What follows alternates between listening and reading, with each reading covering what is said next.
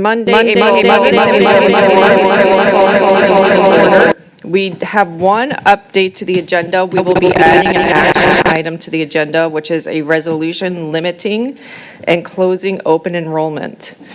Do I have a motion to approve the agenda for tonight's meeting with that change? So moved. Do I have a second? Second. Michael and Julie. We will now vote to approve tonight's agenda. All in favor, say aye. Aye. Anyone opposed? The agenda is approved. Dr. Stanley, would you please quickly review tonight's agenda for us? I love how you say quickly. I am really excited that we have our CV students here to talk about the leader in me. That's really great. We're going to look at some policies, talk about special education across subsidy, and we are actually going to talk about open enrollment and closing some of their sexual Great, thank you, Dr. Stanley. First on our agenda is Excellence in Action, and we are excited to welcome fifth graders from Creek Valley Elementary. All my kids went to Creek Valley, so I am extra excited to see you guys here tonight. They're here to tell us about Leader in Me concepts and practices and how they've been growing in their leadership skills since kindergarten. And here to tell us more is teacher Jamie Hawkinson and Creek Valley student leaders. Jen Round is also here. Oh, hello, and Mrs. Round. Presentation, so we're just looking for the. And they're looking for their Leader in Me presentation. I know exactly.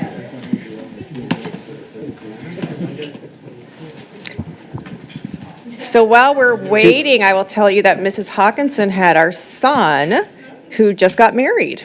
So, yeah, so she's been an outstanding teacher. He did get married a little young, so, yeah.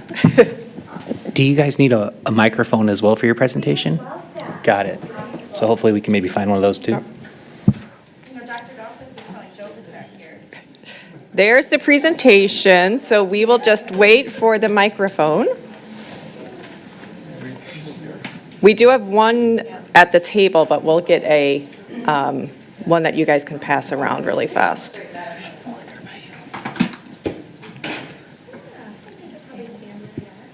No. Do you guys want to take turns does it work for you guys to take turns at that microphone? Okay. And just make sure you press the button so the microphone's on. There should be a green light when the microphone's on. Yep. Oh, There. All right. Are you guys ready? Yeah. Okay. Outstanding.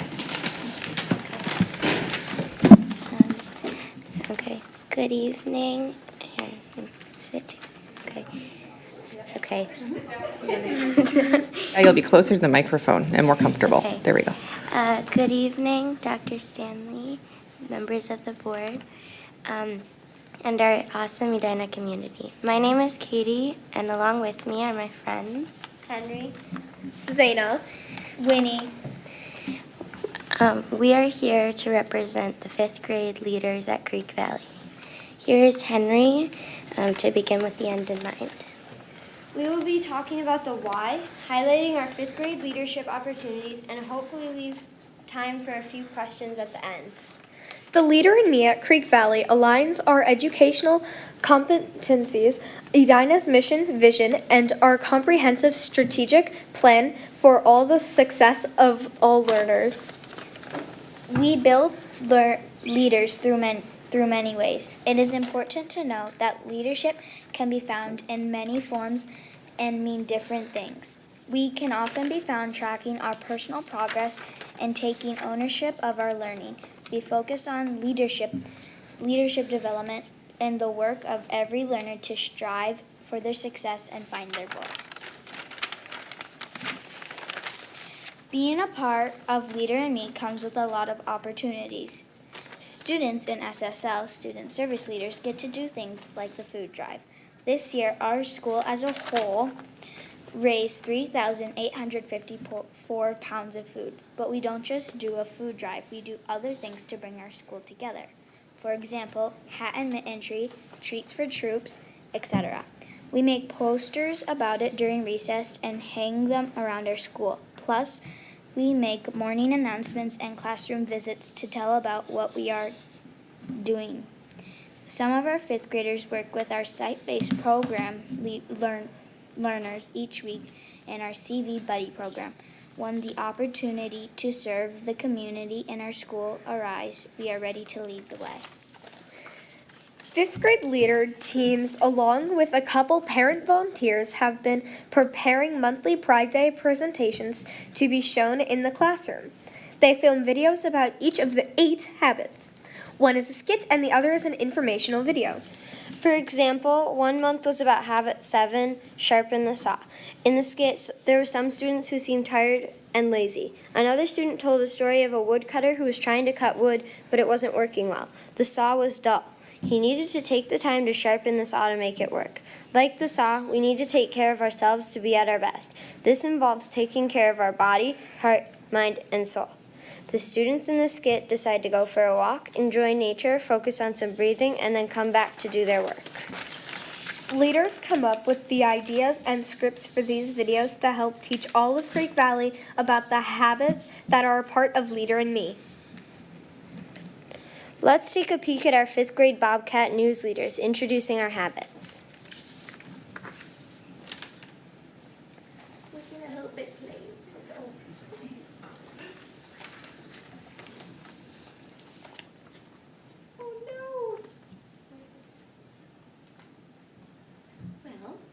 Be proactive.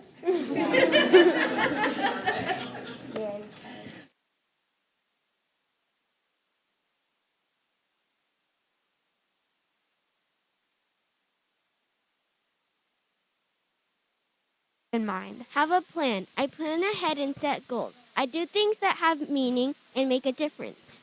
I am an important part of my classroom and contribute to my school's mission and vision. I look for ways to be a good citizen. Today we're going to be doing habit 3, first things first. Work first, then play. I spend my time on things that are most important. This means I say no things I know I should not do. I set priorities, make a schedule, and follow my plan. I am disciplined and organized. Habit 4. Think win-win. Everyone can win. I balance courage for getting what I want with consideration for what others want. I make deposits in others' emotional bank accounts. When conflicts arise, I look for the third alternative. Today we're here with habit 5. Seek first to understand, then to be understood. Listen before you talk. I listen to other people's ideas and feelings. I try to see things from their viewpoint. I listen to others without interrupting. I am confident in voicing my ideas. I look people in the eyes when I speak. Today we will be bringing you habit 6, synergize. Together is better. I value other people's strengths and learn from them. I get along with others, even people who are different from me. I work well in groups. I seek out other people's ideas to solve problems because I know by teaming with others, we can create better solutions than any one of us can do alone. I'm humble. Today we're going to do habit 7, sharpen the saw. Balance feels best. I take care of my body by eating right, exercising, and getting sleep. I spend time with my family and friends. I learn in lots of ways in lots of places, not just at school. I find meaningful ways to help others.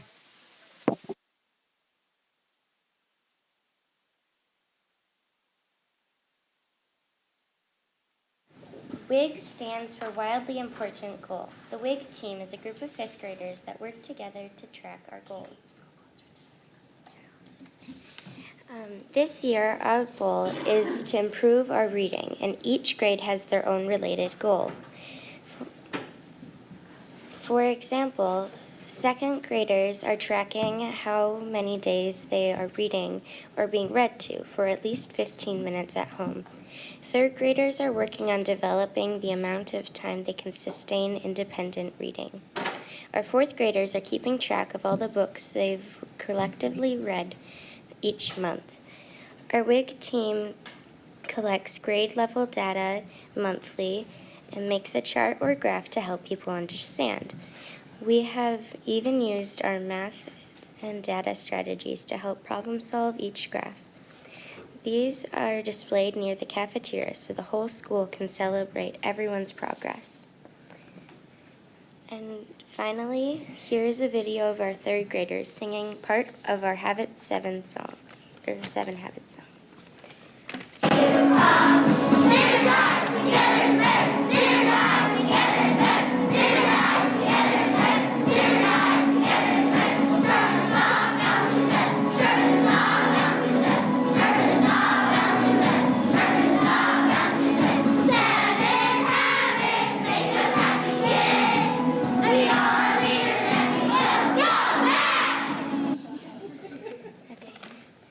Guys, ready? 3, 2, 1. Thank you for letting us find our voice.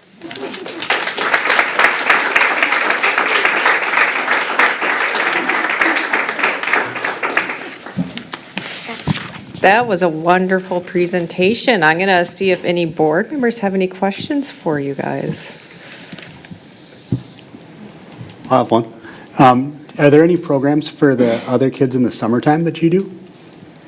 Well, there's Summer Kids Club. So it's like if the parents are like kind of busy or they're doing something, they can drop their kid off at one of the Edina public schools. And Kids Club at Creek Valley does include Leader in Me in their language and their activities. Thanks. I have a question. Thank you for your presentation. So it sounds like as fifth graders, you have more leadership opportunities. Is that correct? So is this something that as you've watched older kids be that fifth grade role, did you always know you wanted to kind of have those roles and be that leader where other kids are looking to you? For sure, yeah. Yeah. Well, thank you. Have you already identified the fourth graders who will come in next year to be able to participate in this program? Well, every student here, move closer. Every student at Creek Valley has the opportunity to be part of a leadership role, and so every grade level. She practiced so hard for the pretation too. So If Mumtaz she- can speak a little bit to one of her If she would like to activities. do her part of the presentation, she's welcome to. Do you want to read part of your stuff? Yeah. Or I have another question for you that you can talk to in just a second. But there are lots of different activities that they can do. So kindergartners, first graders, second graders, everyone can have a role. One of the other things that we really just try to promote is that every single student has the opportunity to find a place where they feel confident. And so it might look different at each level. It might take a kindergartner until third, fourth, or fifth to be at that space where they want to do something in front of more people. But third graders are in charge of our Lost and Found. Fourth graders have an additional student service leadership team. They also design our leadership website and yearbook. And so, and then first and second graders, there's buddies. Yep, sometimes second graders have filled in as a fifth grader role when we do split assemblies because they're the big kids in that assembly. And then Mumtaz, will you just speak? Here, come on up here. We're not scary, I promise. Speak to what you work, how you work with our your buddy in the site-based program. So I work with her, and then she we have recess together, and then after that she has to go in class, and I help her with stuff, when there's tasks that she has to do, and I help her through all of it. So in those transitions. Yeah. So good job. Is there one of the 7 habits, I guess each of you, if you could tell me this, if there's one of the 7 habits you find most useful or that you utilize at home or school, I'd be interested to hear. I think it's probably think win-win. Agreed. Yeah. Because it's probably you get something where you and another person are in a conflict, and you guys should think of something that's think win-win that works for both of you guys. Yeah, in addition to think win-win, probably also be proactive. At least I know that in middle school we're not going to be able to turn in assignments late, so we're going to have to start turning in assignments on time better. Be proactive about your homework. Homework, yeah. I also about you, Henry? I also think be proactive because we have to do our homework every night that we get homework. So just not anything. Take initiative. Yeah. Yeah. I think it's first to understand because you're generally always in a conversation with someone and you have to understand their point of view of what they're talking about. I would probably say work first, then play, because it helps me like keep on the task that I'm doing. That's great. Great answers. Thank you. Any other questions? I don't have a question. I have more just a comment. I'm so proud of you guys and what you just showed us. And all I say is, I would love to see you back here in like a couple years when you'll be presenting as like a middle school student leader or a high school student leader. So I'm just encouraging you to keep going with our student leadership because I feel like I could see all of you back here in a few years telling us even more. So I'm so proud of you. Very impressive students. Thank you.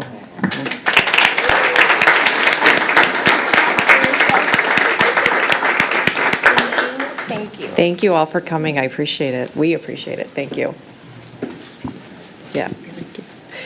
Okay, we're going to move on to hearing from members of the public. Pursuant to Board Policy 206, we ask that you do not duplicate information that has been previously presented. If you have a complaint about individual employees, board members, or students in the district, please direct any of these comments to the appropriate site administrator, the superintendent, or submit them in writing to the board. The board typically does not respond to or have discussion on issues presented, but questions raised during presentations will receive follow-up as directed by the board. I'd like to remind all speakers that your presentations are limited to 3 minutes. We have the time will be on display. Oh, it's on display right there. That will let you know when your 3 minutes are over, so please finish at 3 minutes. Our first speaker is Abby Wheelock.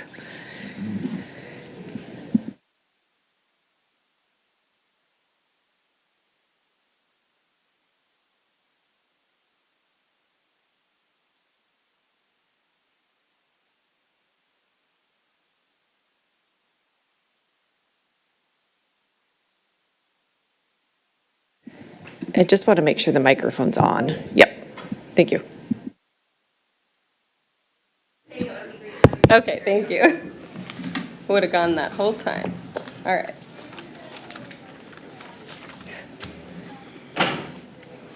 Okay. Ready whenever you guys are. So, hi, Superintendent. Hi, Erica, Michael, Karen, Dan, Lenny, Jane, Julie, everybody else present. I hope you're all doing well. My name is Abby Wheelock, and I'm also here with Marina Marcus behind me, who's in the same situation as I am. We're both paraprofessionals in our Aspire program, which is our special education program for students with cognitive and developmental disabilities at Southview. We're both very passionate about the position that we do, and we love working with our students. We're both currently on unpaid suspension for not adhering to the board's resolution of submitting either proof of being fully vaccinated with Pfizer or Moderna or doing weekly mandated testing. I'm here to address this mandated policy and to state that we really do not feel represented by the board as this policy currently stands. And I just want to first pray that, all the words flow through to potentially touch your open hearts and inspire any potential change. So again, thanks for the time and the consideration, the opportunity of being here. I know it's a very strong duty, and you have big decisions as board members and as our administration, HR as well. So we're just really grateful for the opportunity to be here. I assert that we, as staff and students of Edina Public Schools, reserve the right to decline emergency use authorized medical devices, so this covers masks, testing, and vaccines. We are being denied these rights. These are upheld by our God-given freedoms and liberties as sovereign beings. These are upheld by the United States Constitution. We all reserve the right to true informed consent of emergency authorized medical devices, and we have the right to deny them. Our constitutionally protected medical and religious freedoms are being infringed upon, and our equal employment and privacy protections are as well, as are our non-discriminatory protections that are upheld by the Civil Rights Act. We're here as quality staff, and we really just want to work with our students. We understand that this is an issue we need to be mindful and careful of. We're not here to say that that's not a concern of ours. We say that our first priority is our students and their quality education and meeting the needs of those students, yet we're not representing this by upholding this policy. We're not representing safety, learning, and respect, nor inclusion or acceptance, nor are we addressing the mental health crisis that's really present amongst our students. 4 out of 10, upwards of 5 out of 10 students are feeling depressed, hopeless, and can't really quite put their fingers on why. And it breaks my heart that I can't show up and be here with our students because of personal beliefs. I'm not here to change your beliefs, your opinions, or to persuade you one way or the other, but we do have the opportunity as Edina to lead with excellence here and show that when we know better, we do better. We can change our policies, we can go back on things that show differently now. And I just pray that our collective conviction overcomes our complacency with this policy. So, thank you. Thank you. Next we have Ginger Downing.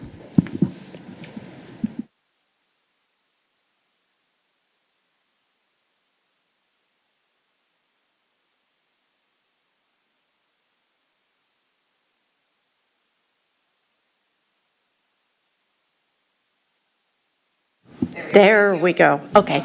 My name is Ginger Downing. I've driven a school bus for 13 years, 11 of them here in Edina. I lived in Edina. My kids went to Edina, got a great education, and like most people, I never met an amendment or board thing when I lived in Edina that I didn't just love.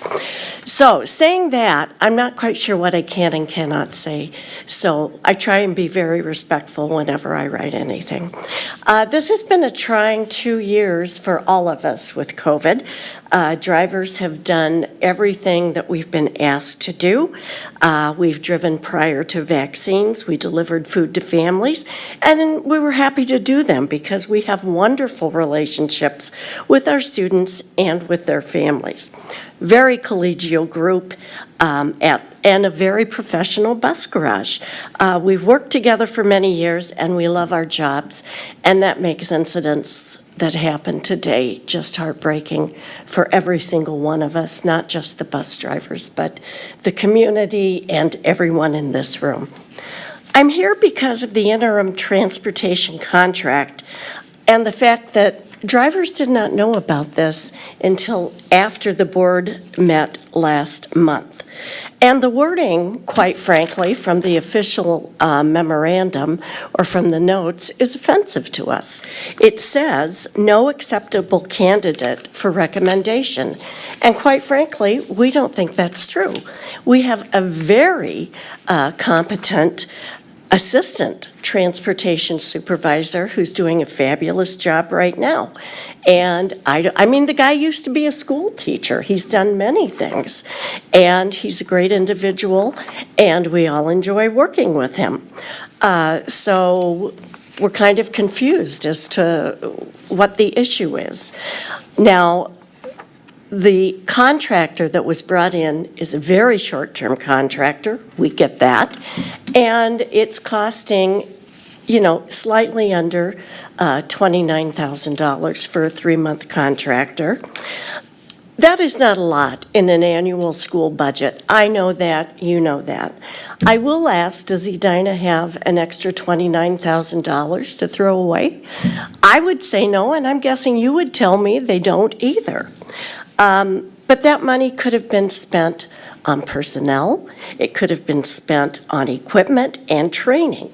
So they're basically going to write a report at a garage that pretty much runs itself for $29,000. And as a former research manager, I could probably write that report for you right now and tell you what they're going to say less than a month into this contract. Very few people get to choose their successors. We know that. We get that. So, bus driving is a great job. If you qualify to get a CDL, please get one and join us. Thank you for your time. Oops, I was on mute. Sorry. Thank you for coming. Okay, those were the only public comments we had tonight, so we're going to move on to our consent agenda. Is there anything anyone would like to remove from the consent agenda? Do I have a motion to approve the consent agenda? So moved. Is there a second? Second. Okay, we will now vote to approve the consent agenda. All those in favor say aye. Aye. Anyone opposed? The consent agenda is approved. Moving on to discussion items, I am going to turn it over to Director Green to guide us in our policy discussion. Thank you, Chair Allenberg. So tonight, we have 3 policies that are up for discussion. Just as a reminder for the community, all of the policies have come through the policy committee, and we work with the administration on them. We have an eye towards statute and use MSBA suggested language, and then also have an eye towards it in regards to Edina standards. So the 3 policies that we have is Policy 509, the resident enrollment and assignment, Policy 603, curriculum and program review and development, and Policy 911, use of volunteers in school. So we're going to start with Policy 509. Policy 509 really was, the changes that are made are to reflect the current choice offerings, including dual immersion and Edina virtual pathway. And it's also some changes that are consistent with state statute. That's just a quick overview. But I would leave it to board members to see if they have any questions.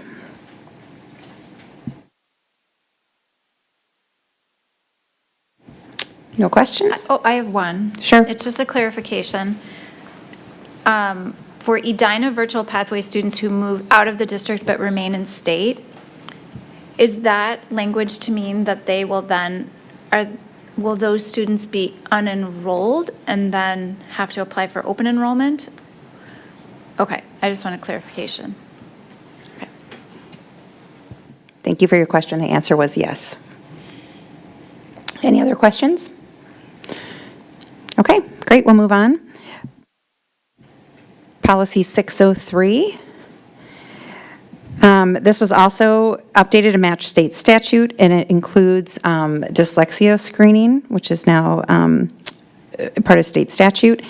And also, we updated it that the curriculum review would be more linked to what's the Minnesota cycle. Not that it wasn't before, but just a cleaner read in terms of the policy. So, and that's just a quick overview, but Dr. D. St. Hubert is here if anyone has any questions. I also have a question on this one, sorry. No, that's great. Down in M, students identified as not reading at grade level, where it says classroom teacher must be screened for characteristics of, this is for, at the very end, unless a different reason for the reading difficulty has been identified. My question is, identified by whom? And is that something that needs to be a part of the policy? So is it a different reading challenge identified by a teacher, identified by a parent, identified by a learning disability evaluation that they had done? Is it coming out of our SPED evaluations? I'm just wondering if we need to make it clear where, whom is identifying that. We certainly could take it more clear. As Director Green noted, these are the components that were directly from MSBA policy, so we did use that direct wording, but sometimes that's tweaked a little bit to make it more clear, and we could certainly do that before it comes back for final decision making. I would definitely reinforce that point, given the fact that most parents aren't clear as to what is the actual process for them to get that evaluation. Is it on themselves, or where is it coming from the district or outside the district? And then more importantly, what are the elements that then constitutes an appropriate evaluation? Like, are there standards related to that? Again, whether it's coming from something that we recommend or if it's something from an outside source that then does that, is there something that's connected to making sure it's a qualified assessment versus something else? Does that make sense? It does make sense what you're asking for clarification on. Okay, I think we could take a look at adding some components there and checking other policies a little bit too. I would want to check through and coordinate with student support services in some of the depth of that question. Did you have a comment, Dr. Stanley? One of the things, we have adopted a universal screener that we do use in relationship to dyslexia, and we are using the FastBridge, and we're screening students at the beginning of the school year, every year, and looking for that dyslexia, so. I would suggest maybe that that specific question is brought back to policy, because I would like to get more information from Trevor or Human Resources if having specific information about how we identify reading difficulties written into policy provides any legal obligation to do those things. If that's a policy issue or if that's a process that might be make more sense to have in a appendix. I think I would agree with that, my comment was not meant to make sure that the definition detail is in the policy, but it might reference to a process that then is applied and updated appropriately. So I just want to make sure, and it could be in the wording, but I want to make sure before we add specifics that we ask that question and I understand that component of it. I also had another question. The appendices that contain the curriculum decision-making and the process are struck through. Is the reason for that because that information will live somewhere else in another place? And I know Jody and I have talked about how that is actually being updated within the district to better reflect the kind of scientific way that we're approaching it. My only question was, does this exist? Is it accessible to people in another form if we're striking it from here? It's a good question.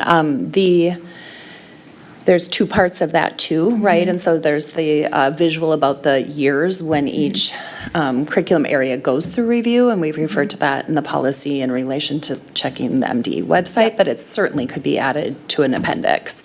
And then the curriculum review process that's currently in the appendix really was all a strike through just because it's rather old. I don't know the last time the policy was reviewed. And what we have in place could also certainly be added there.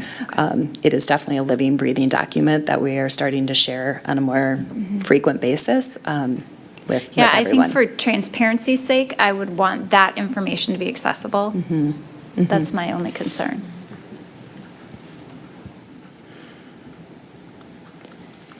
Can I ask a question too on M that we were talking about, as Dr. Stanley referred to at the end of the statement, unless a different reason for the reading difficulty has been identified through universal screening, like just that statement even, does that give you more what we're looking for? Are we looking for a lot more depth like you were describing? Again, I don't think, I agree with what Chair Allenberg was saying, is I don't know if you need to be explicit in that, but I think you want to, again, from the person who's going to read that, especially if you're looking at it from a parental standpoint of saying, okay, what are the obligations or what are the components there?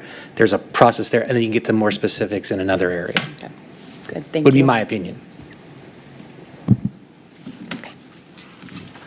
That's me. I'm just going to recap so that we understand. So policy 603, we'll take it back to committee but I want to make sure the whole board is in agreement with that we do that. Okay. Take it back and add in some more specific language on identifications. Have Trevor take a look at it, who is our in-house counsel, or not in-house, but our counsel. And then also consider adding an appendix of process. Okay? And then I think the link to maybe the MDE calendar, if that makes the most sense. Okay. Great. That's great. We'll take that back to committee. Thank you, guys.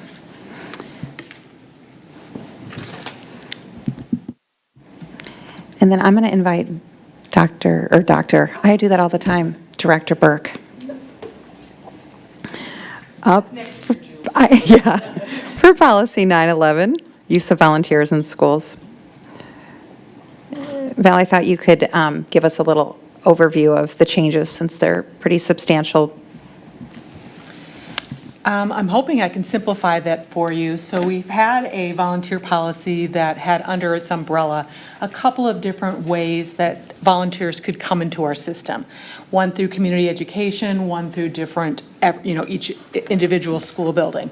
So really, our goal here is to standardize and elevate our volunteer policy, where we put in policy that we value each and every volunteer, and we want a standardized process for how they're treated once they get to our schools. So we've developed through Community Ed a handbook, a confidentiality form, and just some standard documents that we will be pushing out to our different buildings and speaking to staff about. So as parent volunteers come in, they too will get the same information that our volunteers that come in through the Community Ed, which are typically community volunteers without students. That's our primary audience, and then students themselves. And so really, rather than going in, the crossing out in this policy is really a simplification and a commitment to saying each and every volunteer in our district is valued, and we want them to receive the same information and clarity of roles, responsibilities, et cetera. Does anyone have any questions?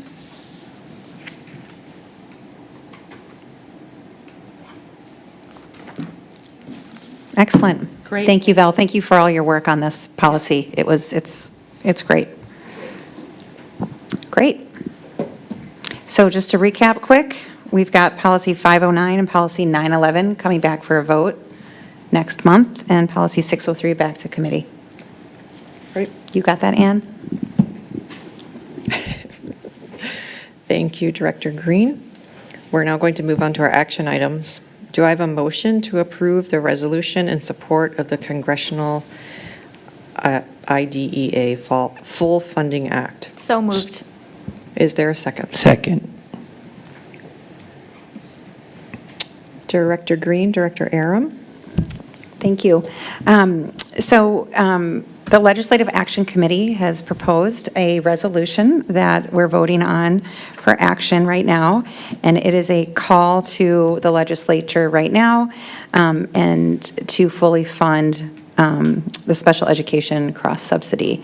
The cross-subsidy is the gap between what the funding that should be there and is not, is basically the way to explain it. But with this resolution, it's a good way for us to propel our strong voice as a whole board, that this is an important issue and have impact on students in our district and across the state.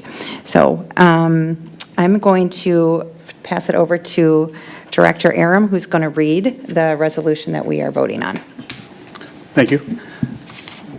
The Edina School Board resolution in support of the Congressional IDEA Full Funding Act, whereas the Edina Public School District recognizes the need for a strong investment in the Individuals with Disabilities Education Act, IDEA, and whereas the Individuals with Disabilities Education Act was first enacted in 1975 to help ensure that all students with disabilities will have access to free, appropriate public education, the current federal investment in IDEA is less than 14%, and whereas the enactment of IDEA in the United States Congress committed to fund up to 40% of the additional cost of special education, thereby promising to provide up to 40% of the national average per pupil expenditure, which is currently estimated at $13,828 by the U.S. Department of Education.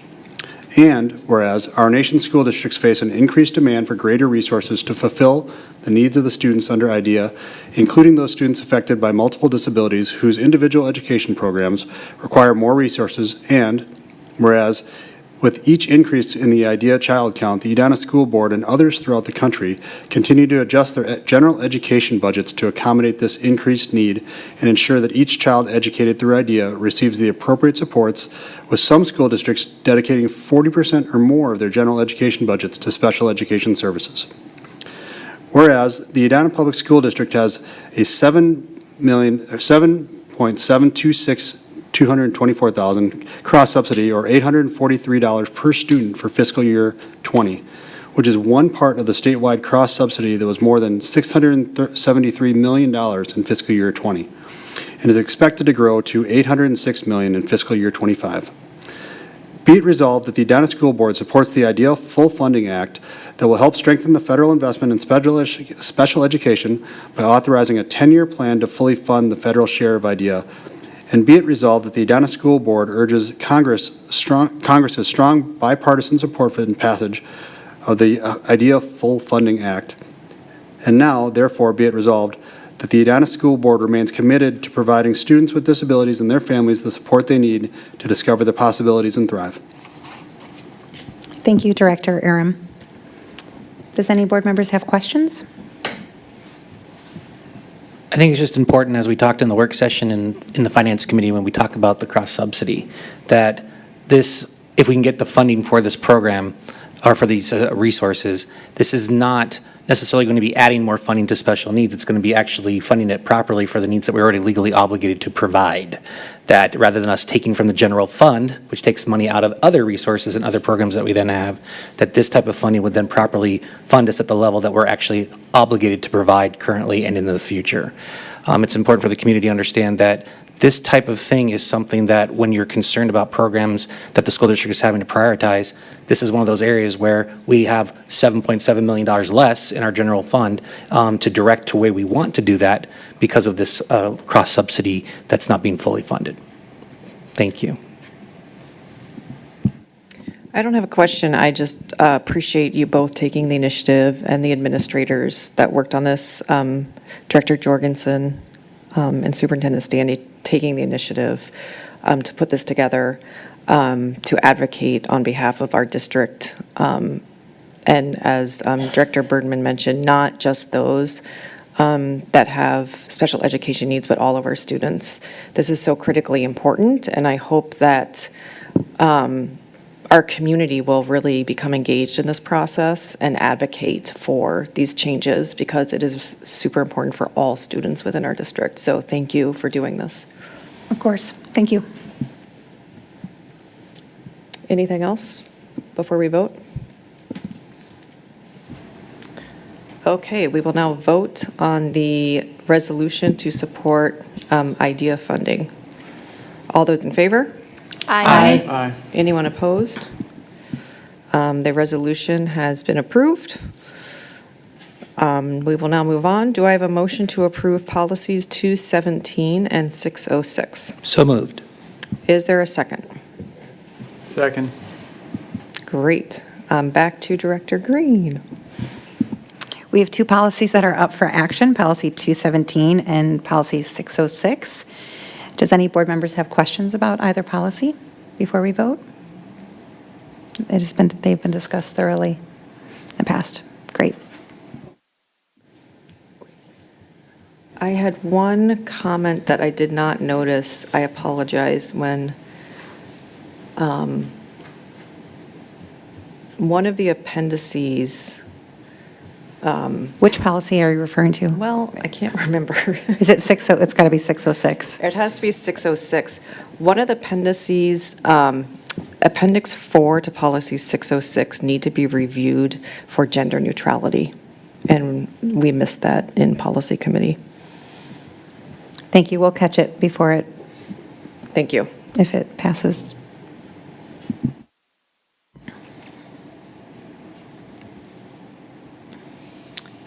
I don't think there's any questions. Chair Allenberg, we're ready to vote. We will now vote to approve policies 217 and 606. All those in favor, say aye. Aye. Anyone opposed? Great. Policies 217 and 606 are approved. Do I have a motion to approve the resolution to close and limit open enrollment? So moved. Second. Okay, excellent. We have Assistant Superintendent Smazel here to discuss this with us.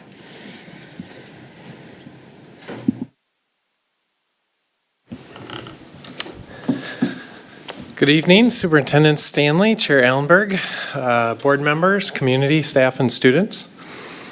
Part of this proposal tonight will exercise a healthy habit for administrators, just like healthy habits for kids, about being proactive, at least for the 22-23 school year, and the rest of the proposal is regarding the 21-22 school year.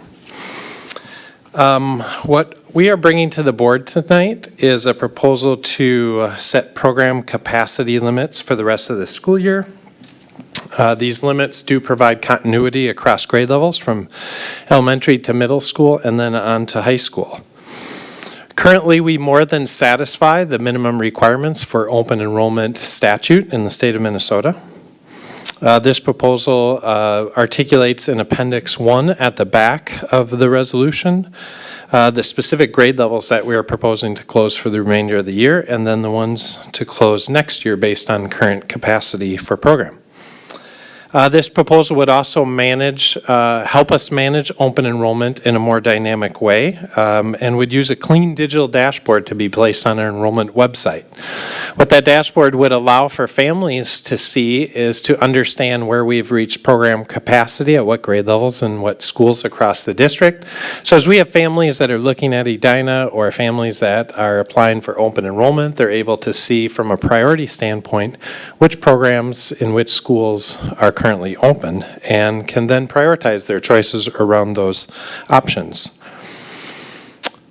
Beyond this proposal, we do feel it'll be important for us to eventually restudy our capacity from a program standpoint with our physical capacity, as we've added Spanish language programming to Countryside and are adding some additional space there. Also, we've been increasing the population that we've served through special education, which is awesome, but it also creates an opportunity for us to relook at this program capacity. So another important thing for us to do will be to take a look at that in the future. So sitting in front of you is a proposal for how we can effectively manage that open enrollment, and articulates in Appendix 1 the areas where we are proposing to close it, and then the areas that enrollment is still open. So at this time, we'll turn it back to the board for questions. Thank you, Dr. Smalzel. And for the community, we had a discussion about this at our work session, and as part of that discussion, we mentioned that this is one small part of the enrollment discussion. We are actually having a work session next week where we're going to be talking about more strategically how we approach enrollment and open enrollment. And so if there are any questions tonight, they'll probably be more focused on this specific document as opposed to strategic questions about enrollment. And I just wanted to let the community know why, because that will be a separate discussion that we will be having as a board. I will now see if board members have questions or comments.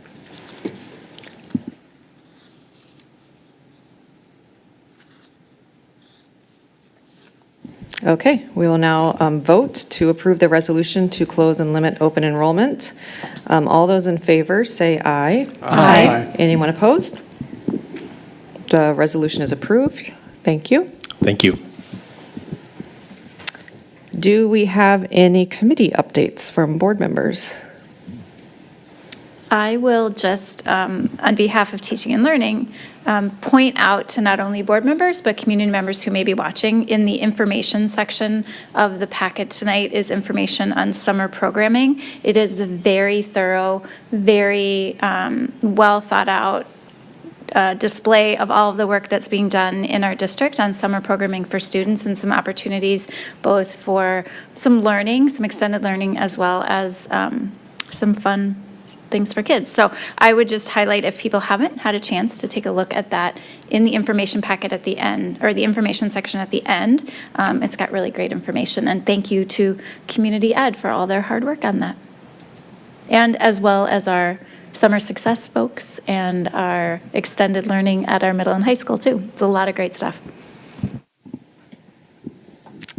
Okay, are there any superintendent updates? Yes. First of all, I just want to say it's just been great to see our students traveling again. This past week, we had students in Washington, D.C. We had students in New York City. And prior, we had students in San Diego. We had students in Florida. And so it's just really great that they're able to get out and really meet our goal of students having that whole student experience. This weekend, I was able to go down to Mariucci and attend the robotics meet. I was super proud and actually amazed at the talent and ability of our students, so that was terrific. I'm really excited that individuals are RSVPing for our community conversations, which will be held on Thursday, April 14th. We'll have light refreshments, little socializing at 5 o'clock, and then at 5:30, our program will begin. I'm really excited also about the partnership that this is between the city, our chamber, as well as a sponsorship from the Edina Community Foundation. Really ascertaining that we are a community that is inclusive in our schools, in our neighborhoods, as well as our businesses, is really important for everyone involved. And so if you have an RSVP, go right ahead. We really look forward to the conversation. This is a interactive conversation. We won't be sitting in the auditorium at the high school. We'll actually be able to engage with one another and to share ideas, and this is open to anyone in our community. We really need to hear your thoughts. And that's it. Thank you, Dr. Stanley. The meeting is adjourned. Have a great rest of April. Thank you. Good night.